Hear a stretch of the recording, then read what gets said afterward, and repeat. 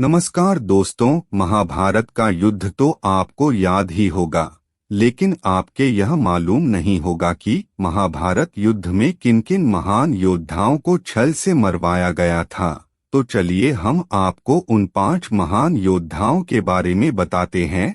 महाभारत के 5 महारथी जिन्हें छल से मारा गया। कुरुक्षेत्र का मैदान जहां करोड़ों योद्धाओं ने धर्म और अधर्म के नाम पर युद्ध में भाग लिया और अपनी जान गंवा दी, इस महायुद्ध को महाभारत के नाम से जाना है।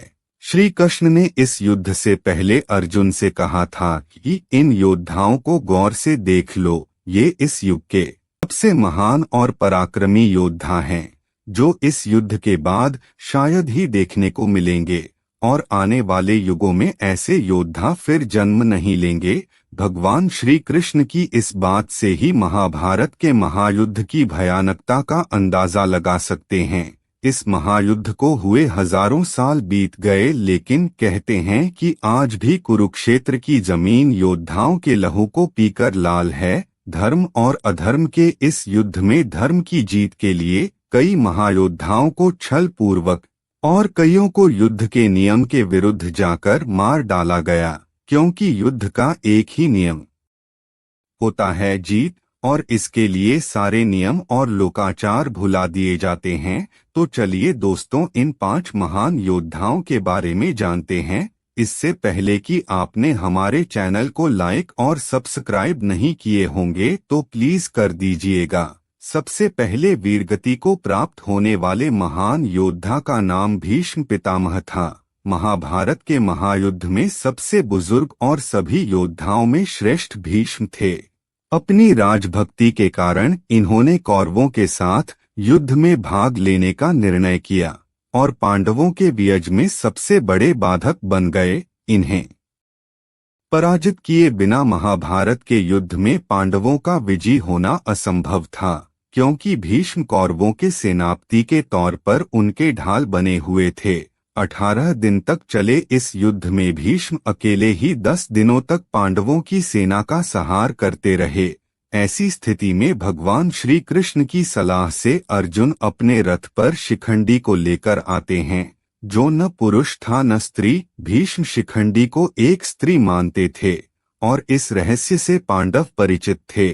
भीष्म के स्त्री पर अस्त्र शस्त्र नहीं उठाने की प्रतिज्ञा का लाभ उठाते हुए अर्जुन ने युद्ध के 10वें दिन भीष्म को बाणों से छलनी कर दिया और भीष्म बाणों की शैया पर लेटे लेटे अंत तक युद्ध देखते रहे। भीष्म पितामह के बाद कौरवों के सेनापति द्रोणाचार्य बने, जो दूसरे नंबर के महान योद्धा थे।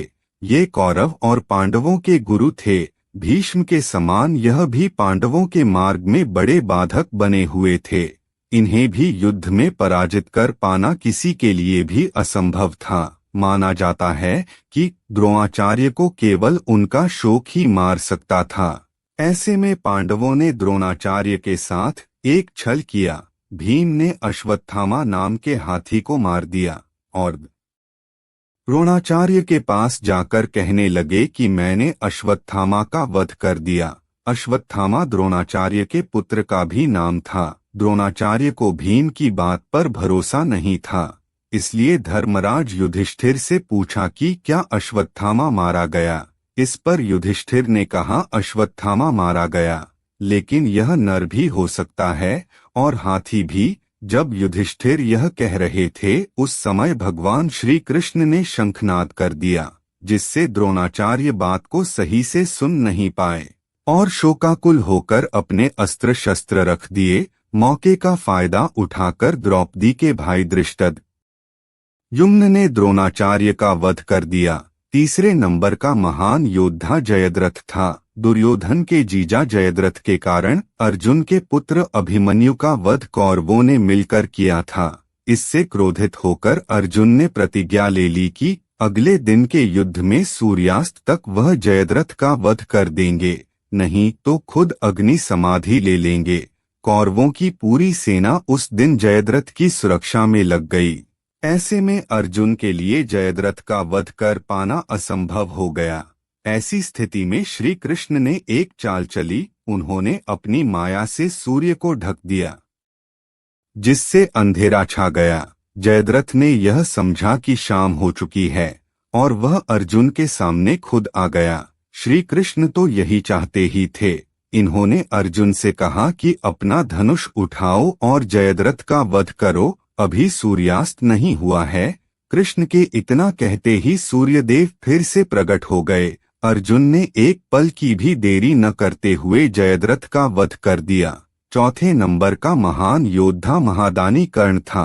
कर्ण का वध भी अर्जुन ने छल से किया था। युद्ध के बीच एक श्राप के कारण कर्ण के रथ का पहिया भूमि में धंस जाता है।